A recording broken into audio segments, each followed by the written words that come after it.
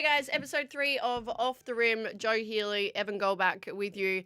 And I'm so excited for our guest today, AJ Ogilvy. Yeah, me too. What a legend. I can't believe it's already episode 3. Like, it's just flying by. I know We're it going to be is. episode 300 very soon. But no, really excited to chat to AJ.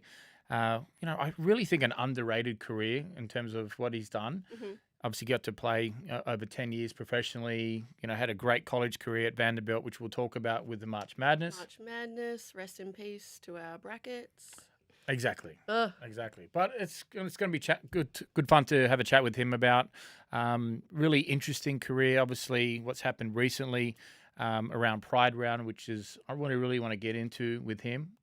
Championship series. Bryce Cotton versus KD. There's a bit of rivalry there. DJ's coming back to Sydney. There's so many different touch points that we can talk about. Honestly, it's a dream series. It's exactly, I think, what the NBL would have wanted. Two massive markets. Adelaide fans go absolutely berserk. The world is a better place when Sydney are winning. It's perfect. Well, who are you going for? You're from Adelaide.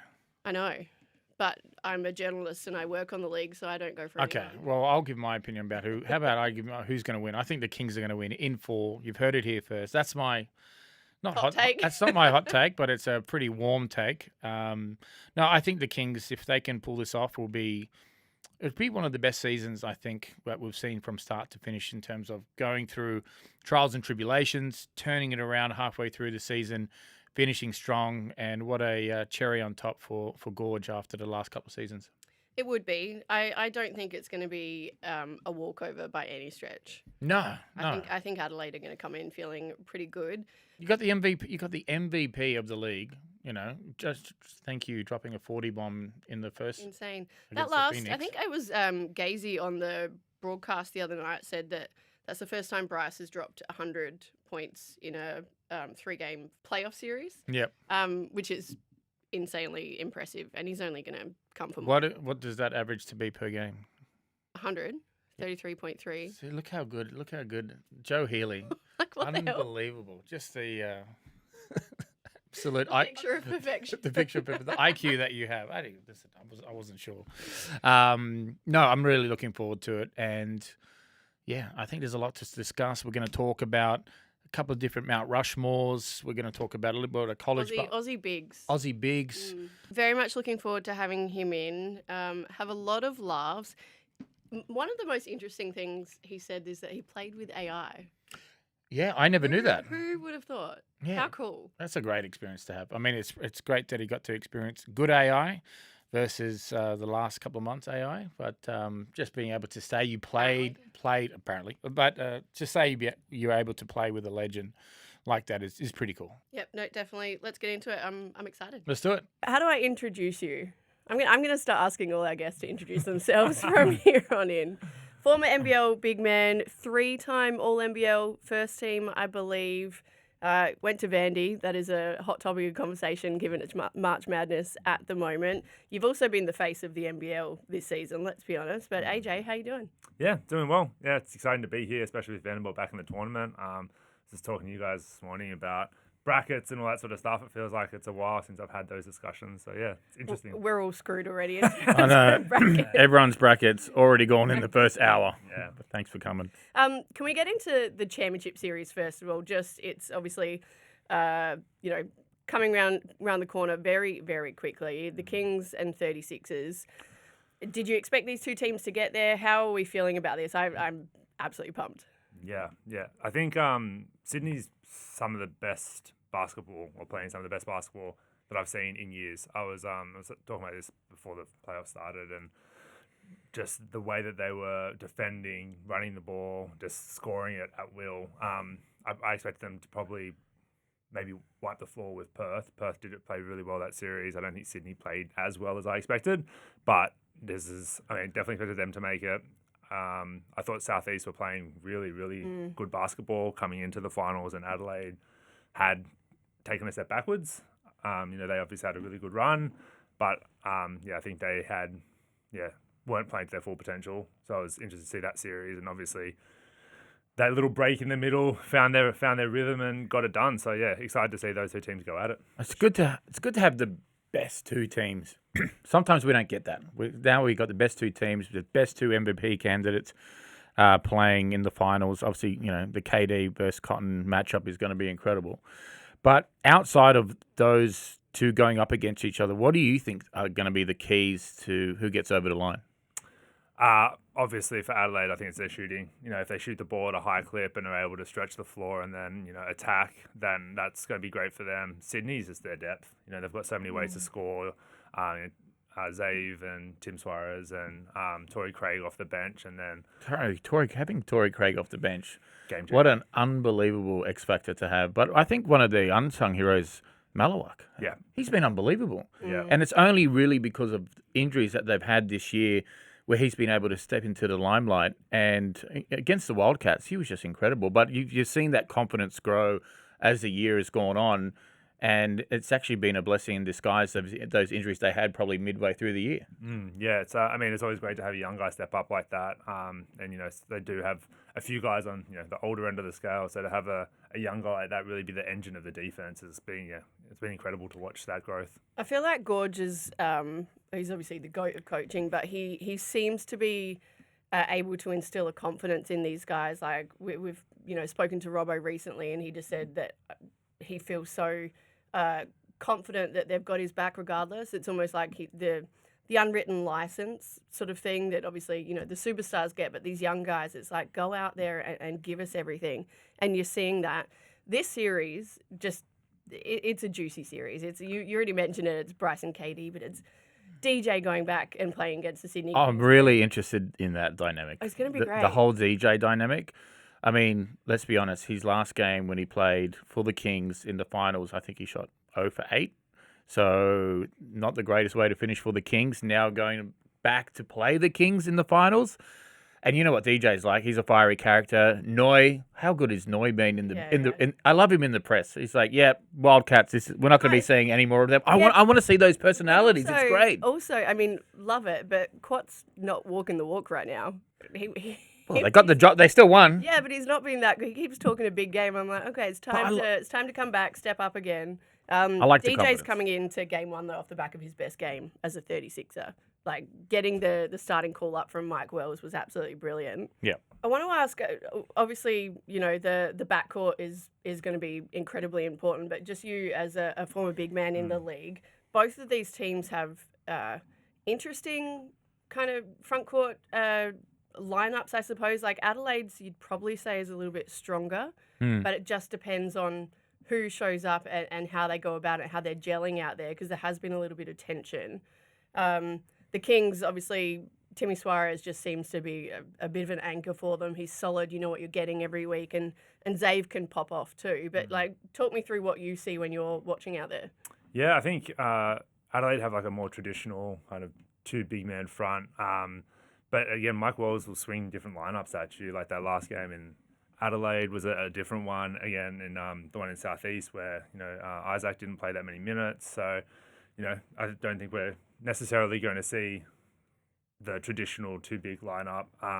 Zave's a tough matchup at the 4 spot. Like he's so good off the dribble, so quick and so athletic that there's so many sets that they run just for him to get good looks, and Tim Suarez stretches the floor so well. So I think it's different bigs doing different things, but I think it's as a series, those all these big guys are going to go head to head really, really well. I feel like this is going to be a far closer series than what people are suggesting. I mean, the Kings blew Adelaide out in the first game they met this season, but the last 3 have been, I think, a margin of like 4, 5, and 6 points. One of those was overtime, and granted, Adelaide have had their ups and downs. I think that's the question mark around them, but they came out of that fever break. They're sort of galvanized. They're playing for each other.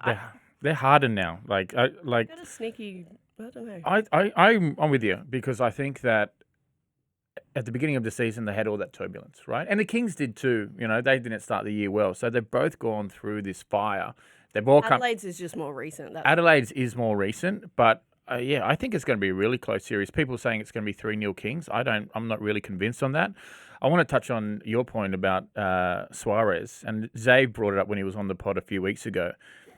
He really enables Zave to play a different game to what he played last year. I think last year he was kind of, really handcuffed to what he could do. There was not enough space in the paint with Space Cam being there. I feel like Suarez stretches the floor. What do you see there? Is that what you see? Yeah, 100%. And it makes it a really challenging matchup. I know when I went to watch the Hawks play the Kings and, JaVale McGee sitting in the key, Tim Suarez is sitting there just boop, boop, boop, shooting the lights out, Yeah.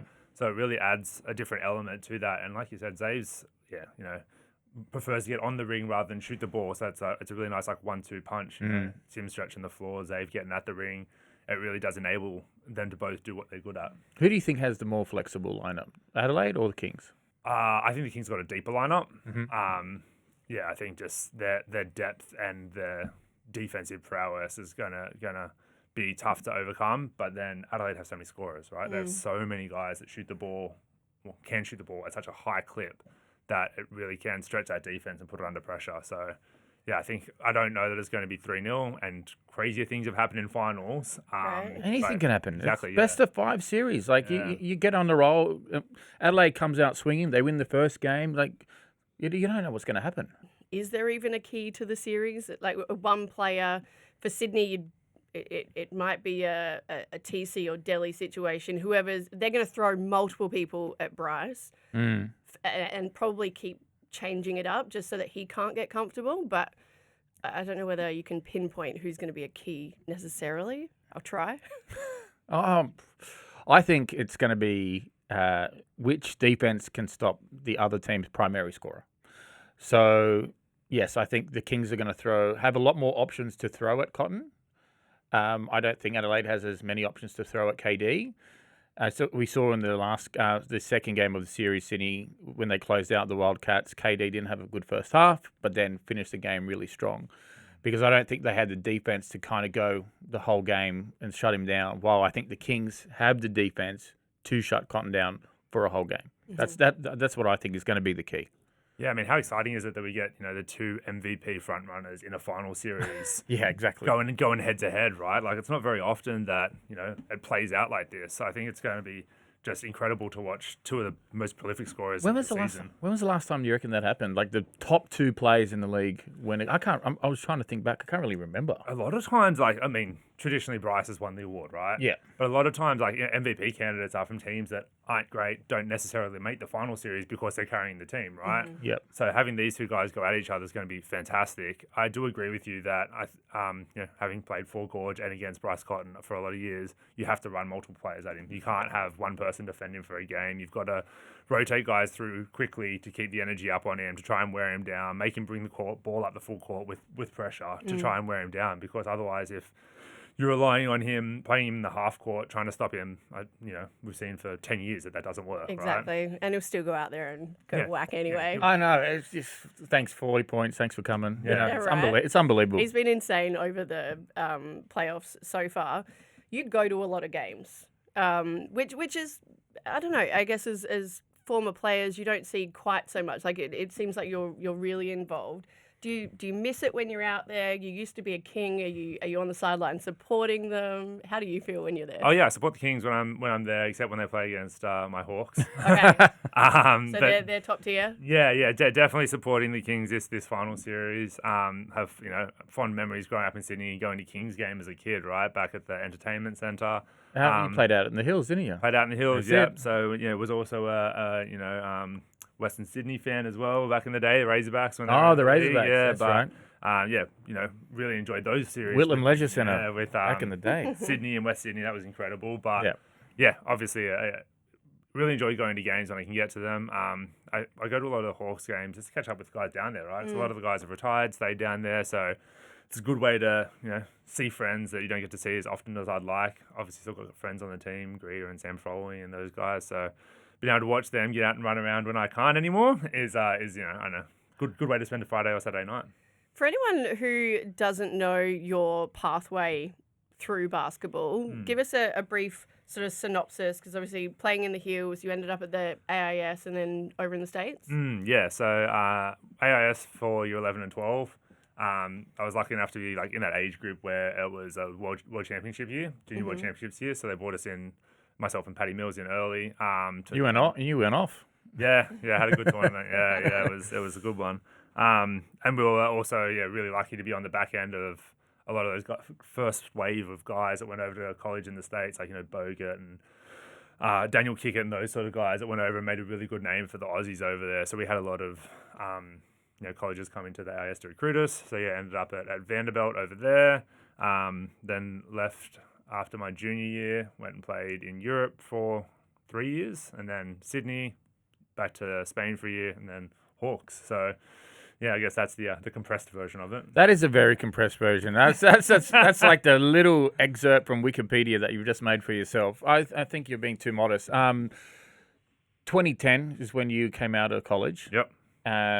It was probably a time in the NBA where it was switching from kind of the traditional big man era back to the basket to the more stretched, the more athletic.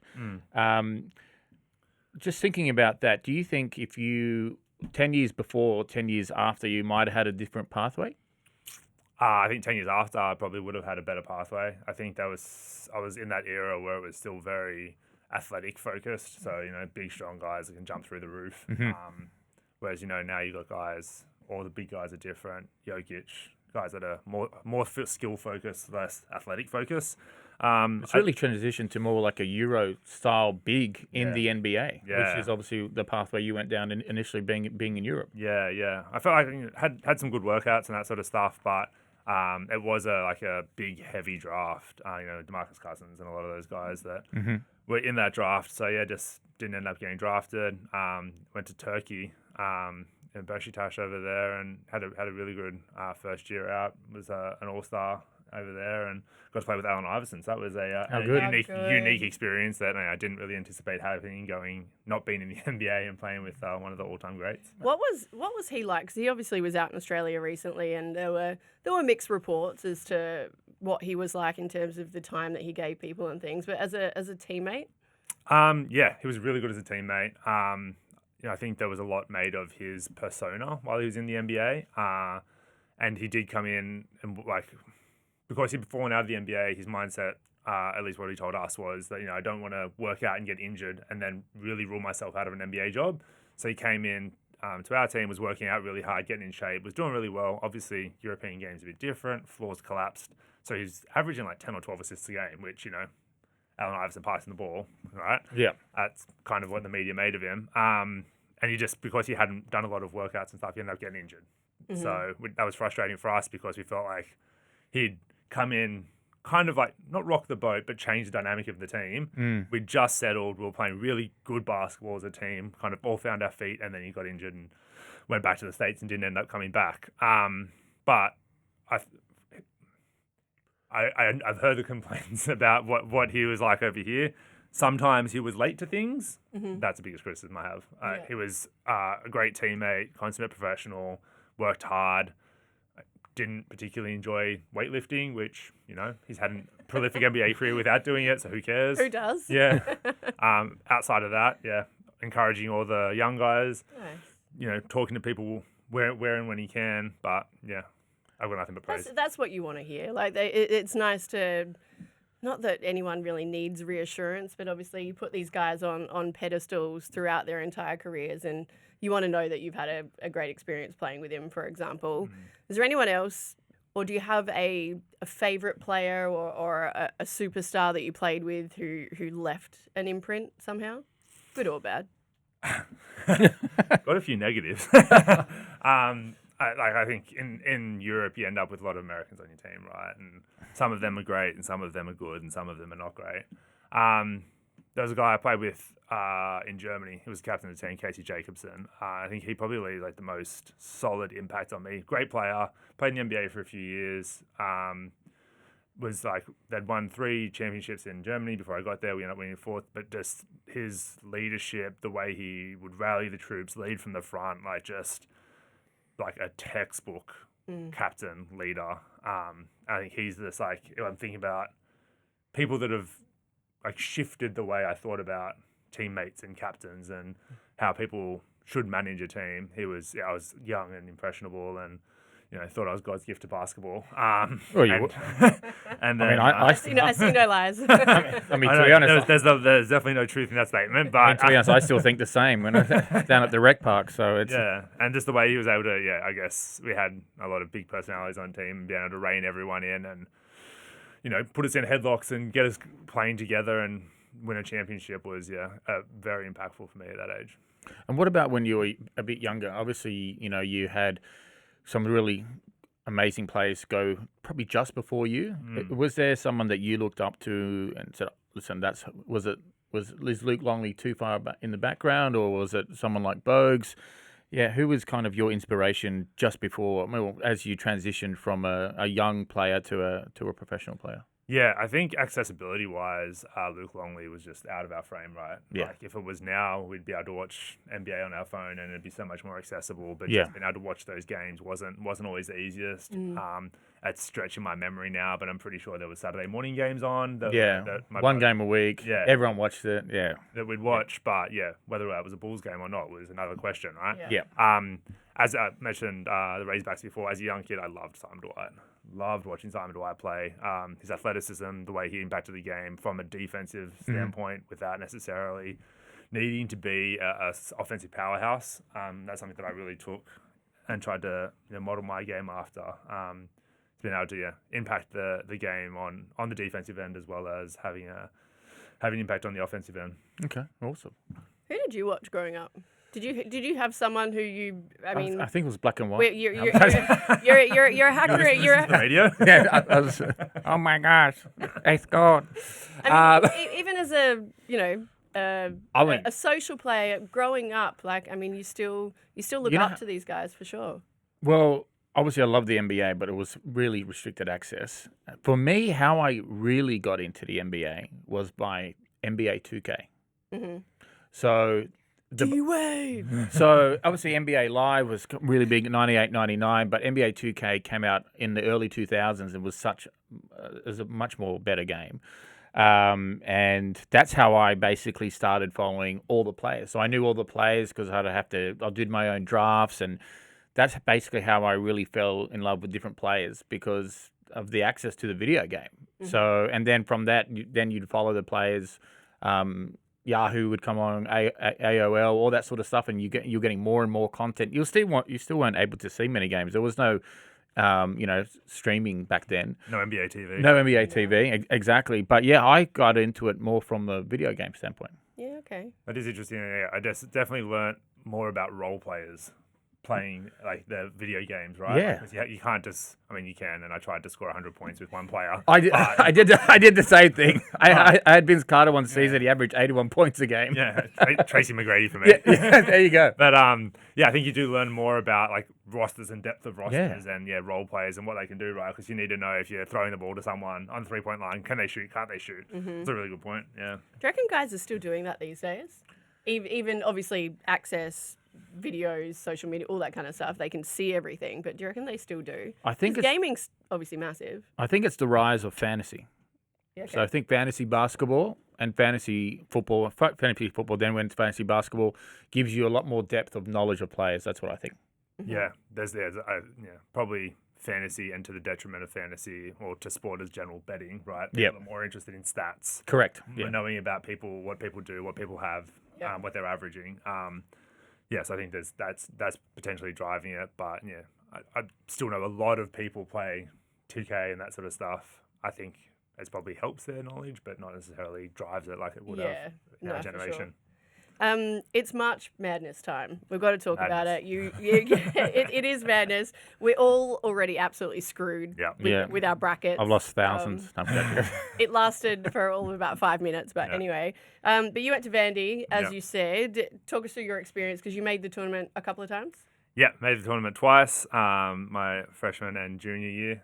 Freshman year, we had a really incredible start to the year. We won 16 in a row to start. Beat Tennessee at home when they were ranked number 1 in the country. I think we got up to like 15 or 16 ranked in the country, maybe 14, something like that. Oh, I'm just seeing that Vandy won.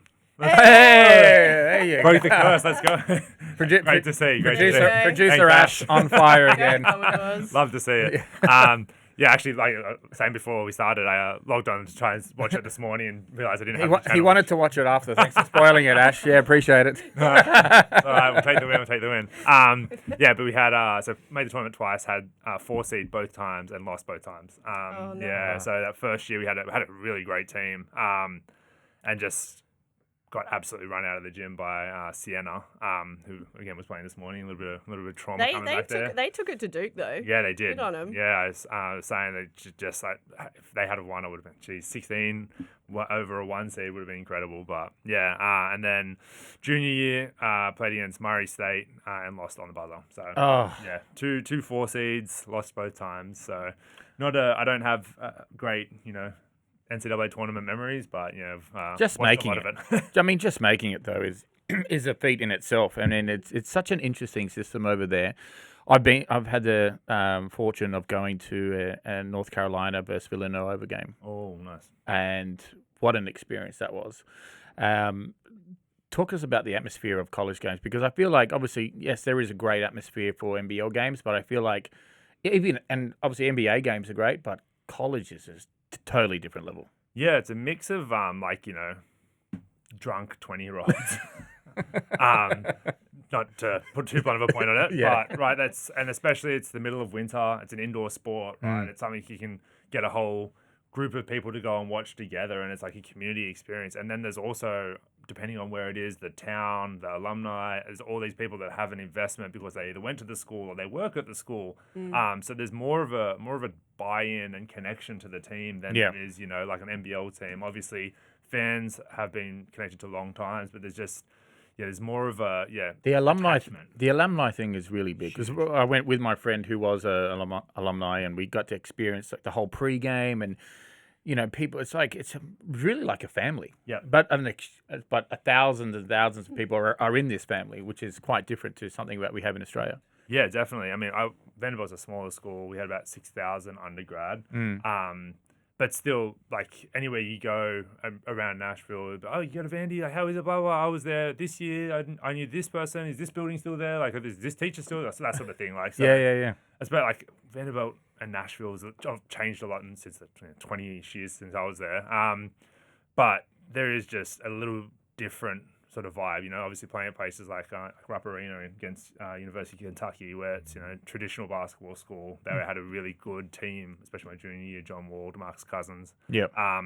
But it's like, 22,000 or 24,000, whatever it is, sells out every game. Like, impossible to get a ticket.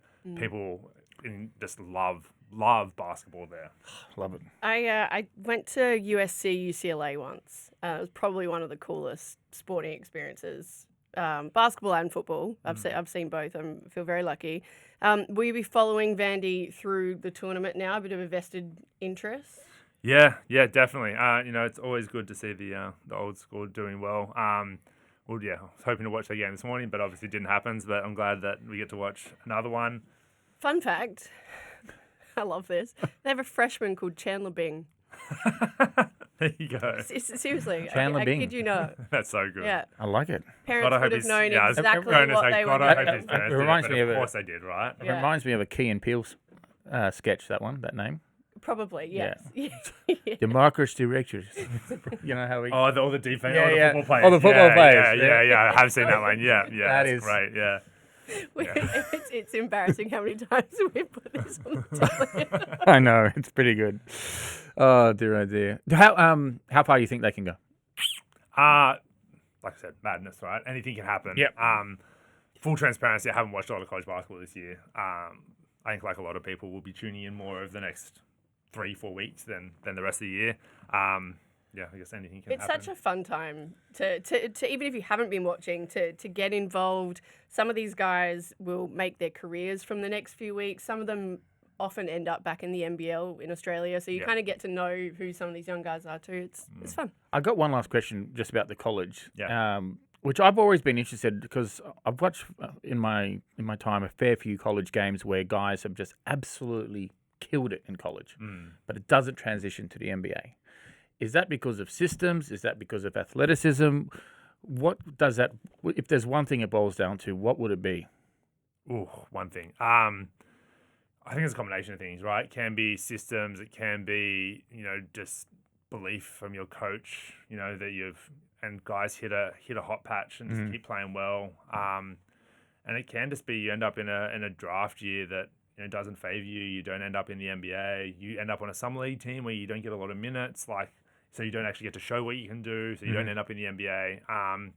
It's I don't think any one thing is what it is. But yeah, I think especially for big guys, sometimes it does boil down just to athleticism, right? Because there is such a freak amount of athleticism at all the way across the court, but especially in those big guys that are just jumping through the roof. Yeah. The transition as well, if you're quite a dominant player for your team or have been for the last 3-4 years in college, and you come into a professional system, regardless of where you are, but you're probably playing a role to start with. And I think you've seen plenty of times where that transition doesn't work so much. People want to be the guy. Yeah. Yeah. Personality-wise too, right? That plays a big part in that. If they're willing to take a back seat and learn and, play a role and then eventually step into that bigger role. But, if they've been the guy for 4 years and, especially in America, you do get built up to be, you're the next big thing. You're gonna change the world of basketball, and then if that doesn't happen, it can be quite earth-shattering. Okay. Go on. I was just going to say, we do like to have a little bit of fun on off the rim. So Oh God, what's coming? no. I don't even know. I don't even know. I just make it up as we go. I've got a couple of Mount Rushmores for you. Oh God. Okay. Yeah. So I want your Mount Rushmore from Vanderbilt players, and then I'll give you a little bit of time of your Mount Rushmore of Australian bigs. Okay. 4, right? Four of each. Okay. And I want you got to give me your 4 as well, Joe. No, Right. on the Australian bigs, because I don't, unless you know all the Vanderbilt guys. I could name 4. There you go. All right. So the year before I went to Vanderbilt, Derek Byers was SEC Player of the Year, had a phenomenal year, so he has to be in there. I'm just going to do one based on their time at Vanderbilt, I think. Yep. That's probably, that's the fairest if you're naming it Vanderbilt. Yep. Mount Rushmore. Who else? John Jenkins. Stretching my memory here. I'm going to be Shane Foster. My rookie freshman year, he had a phenomenal year. Carried us in his senior night game. There's been a couple of good bigs come out of Vanderbilt too. So you got like a Festus Ezeli or Matt Freege had a really good year a couple of years before I was there. Will Perdue, who played with Jordan. Yep. I don't know. I'm going to go with Will Perdue because it worked me out a bit before. So obviously had a great career, but yeah, that's my big 4. Okay. I mean, I just had a look. I was just having a look last night. Obviously, players that gone through, and there's some really decent NBA players. Damari Carroll. Obviously, Garland played at Vanderbilt. He only played 5 games before I was getting injured and going to the NBA. Andrew Naismith, he's having a great season now for the Pacers. I think you mentioned Luke Cornett. Yeah, Luke Cornett, and he's one of those guys that is vital on any team as So valuable. Yeah, I should have mentioned him in the bigs. Yeah, he would be up there too. Yeah. Okay. Maybe playing. I guess Festus was good when he was playing at Golden State too. Yeah, He was. Yeah, he was a vital piece off the bench. Really. Yeah, injuries really in knees upset his career, which is unfortunate because I think he could have gone on to be really, really great. Okay, I'll let you go first then, Joe, on the 4 bigs. Mount Rushmore for Australia. Australian bigs. Longley, Bogut. Is DA a big? He was going to be on mine, so yeah. Okay. Yeah. Cool. Yeah. Okay. Baines. I'll go. Yeah. Bogues and Luke, I think, are the 2 standouts. Yeah. I'm going to go Baines and Jock. Okay. Jeez, yeah. I think he's going to... You think about This Mount there's Rushmore no forward. You generation. can't say he's going to. No. It's Mount Rushmore. I don't care. Could've earned This is we can do whatever we want on this show. True. That's the whole point of it. Yeah. Yeah, God, I don't want to copy both of you. Bogut and Longley are obviously locks. The third one that came to me was Dave Anderson. Just career, Europe, NBA, Australia, Olympics. Like he's just done it all everywhere. I think so too. I just didn't want to be the same. Yeah. And I think we both would have gone down the line or had the same one. Dig himself out of a hole. Exactly. No, Let's listen to Off the Rim. They all have the same opinion. I'm just buffering for a fourth one so I can try and come up with something that's different. But I think you're both right. Obviously, Baines, great at the Olympics, NBA champion, had a great few years over there. Jock played against him, beats the guard. Has obviously hopes he found a great home for himself. I think so. Seems to have really had a good run there. How good was his first game for Atlanta? Wasn't that such a great story? What a story! Drove here. I love it. They should turn into a movie. All right, just got traded. Oh, they traded me. Yeah. I'm playing against a team that traded me, and then drove to the game and had a massive double-double. Thanks. Huge. Yeah. God, I wish I could just split the difference and have 5. I'm going to go future thinking. I'm going to go Jock as well. I think. Yeah. I don't actually. It's tough. Yes, we're splitting hairs. Hairs, At least we can all agree that we've had some great bigs in the NBA. Okay, so now let's say common denominator. You've gone Luke, Bogues, and Jock. Of those 3, who would you start, bench, and cut? Oh. Okay. 3 very different bigs, right? Very different. And if you look at Bogues for Australia versus Bogues in the NBA, it's almost like Fever Patty, right? Yeah. Like Bogues would shoot threes, play off the dribble, do all that stuff, and then in the NBA he's got a little bit of a different role. Pre-injury. Yeah. Pre-injury. I'm thinking pre-injury optimal Bogues. He was third team All NBA. Yeah. People forget that. Yeah. The guy was third team All NBA at the Bucks, and he was an absolute machine. Yeah. Yeah. But I digress. He even got to machine status even after the injury. Just imagine what he could have been like. Yeah. God, that was an early injury. But then, you obviously got start, bench, cut. Here we go. Luke back to the basket, just different generation of basketball players, right? You're not really relying on him to go get your buckets when you're playing with Pippen and Jordan, are you? I'll go third. You start. I'm starting Bogues. I'm benching Luke and cutting Jock. Okay. Yeah, it's hard. I mean, it's hard, right? Two of them have got a body of work, and Jock's going to have a body of work. Yeah. Yeah, I'm gonna go. Yeah, start Bogues, bench Luke, cut Jock. Okay. But come talk to me in 10 years. Yeah, time, and this could be a very different. If I'm still alive, it could be a very different asterisk conversation. next to all of this. Yeah. Open to change. I'm not even going to answer. Want to bring it back to the NBL. We mentioned it or sort of alluded to it off the top. You kind of became the face of the league for a little while there around Pride Round and coming out. Yeah.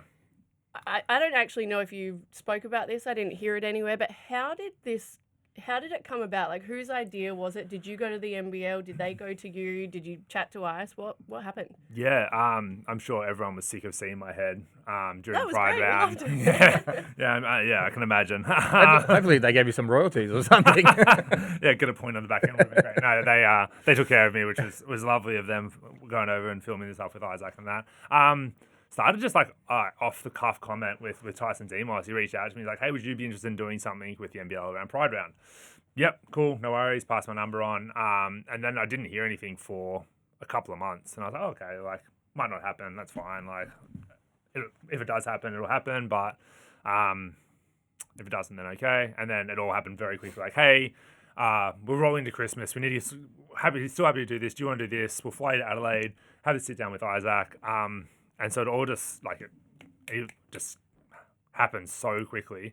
So yeah, I think it snowballed into a much bigger thing than what I thought it would be. I thought, kind of envisioned it, that what happened, it'd be, the filler in the games, and there'd be bits of our conversation through that. But yeah, just obviously got legs and ran, which is great, awesome to have so many people see some of the self in it or identify with it and feel represented through it. But yeah, definitely wasn't ever in my mind going that big, and it wasn't me going to the NBL saying, "Hey, it's time." Yeah. It was just off the cuff comment that started the whole thing. So yeah, shout out to Tyson. No, it's awesome. Have you had a chance now to reflect on it all? Have you seen the impact that it's had? Because it really was received incredibly well. Yeah, have had lots of conversations with lots of people about how much it means to them, which is like the whole reason for doing it, right? If I had someone that I could have watched as a kid do what Isaac has done, B, what I've been able to do on the back of that, it really would have changed how I viewed myself, how I viewed basketball, and like what I experienced growing up.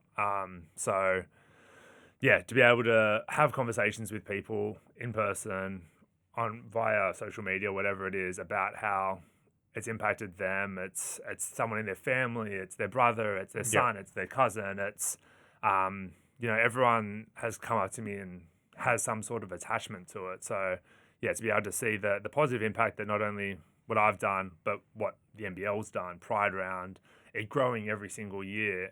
It's such a positive thing for not only for the community, but for NBL as a whole, right? I think bringing more people in, making it known that it's a safe space and that no matter who you are, you're accepted here. We want you. You're loved. Yeah. Has been such a heartwarming thing to see the NBL undertake. Isaac step up in front and to be a part of that has been super, super heartwarming. When you say how you viewed yourself, do you mean while you were playing? Can you expand a little bit on Yeah, that? for sure. I think how I viewed myself as a person, as an outsider in the basketball world, not really able to let my guard down, identify with teammates as well as I would have liked. Yep. And just not being able to express myself truly. I think And you think that stigma's changing as we move forward? Oh yeah, mate. We don't live in a perfect world. Yeah. I still think that there's places that you would need to be more guarded. Yeah. But I think it's definitely changed. Okay. I can only speak from the from the Australian experience. Yeah. There's obviously other leagues in other countries, and they're fighting their own battles. But I think in Australia, there has been a cultural shift within the way basketball teams talk and act. Yeah, that's good. I love that. It's been great seeing your face a lot more around basketball circles, obviously, with everything that's happened. Is this something that will continue? Like, will you keep working with the NBL? Will you get back into basketball in certain ways or continue going to games, just be the fan and catch up with friends and things? Yeah, I'd like to continue to work with the NBL. I think that's part of that's on me, part of that's on them. What they want to do, I'll definitely connect again prior to Pride Round and see where I can help. Obviously, won't be doing a big press release next time. Be a somewhat of a different proposition. But I have tried to dip my toe back into basketball a little bit. I've connected with the Sydney gay basketball team. So we'll be doing some coaching and stuff with them, trying to give back to the community a little bit more. I've got lots of experience and lots of years of basketball that I feel like I can pay forward and contribute. So, been able to do that. Coaching? Yeah, coaching, not Yep. playing, mate. The days of running and jumping are a long way behind me. Every now and then, I've been doing some coaching at Newington College as well. Just awesome. in the mornings with some of the young guys there, and every now and then, a ball gets stuck in the ring or something, I jump to try and get it, and The knees. everything clicks, everything cracks. They got some and- good facilities at Newington. Yeah, they do. It's Nice. phenomenal school, and they've got some really good basketball players too. Rex Node does a great job of running the program there, and has welcomed me to come work with some of their big guys. Being able to give back in small ways and contribute scratches the itch of not wanting to play, because I think those days are beyond me. That's what it's all about, though. Like, really just seeing the impact that you can have on communities. And yes, we're here talking about the professional game, whatever, but I mean, it's about humans and community and growing that at the end of the day. I think it's just, for me, it's exposure because, the more exposure people have to, obviously what you went through having that experience, if they're growing up, it's like, oh, well, someone else has paved that way for me. We talked about it last week in regards to racism. I think it's the same thing. When you see what people have gone through and like, okay, I'm not alone. This is not me just fighting my own battles. There are other people that are in similar situations to me. I think that is a really important thing because then the sense of community comes out and you're like, well, I want to be involved in that community because I'm going to be in a safe space. But you can only do that through exposure. If you don't have any exposure to anything, then you're just going to become a recluse. That's how kind of I would look at it. Yeah. I mean, obviously, everyone goes through different struggles and different battles, and I think if you're able to identify someone else has been through a similar thing and see yourself through that lens, it's definitely helpful. Whether it's racism or homophobia or discrimination against your religion. I think that's a universal experience. I don't think it's isolated to. I'm not crazy enough to think that my experience is unique, right? Like people have experienced challenges across the broad board. Just being able to see yourself represented, I think is really important. Yeah, for sure. Totally. I've just realised that you said that you were on a no, deadline today, and I'm like, I could just sit here and talk forever. Yeah, but I feel like we should let you go. It's all good. I'll get to work on time. Marie, if you're watching this, hi.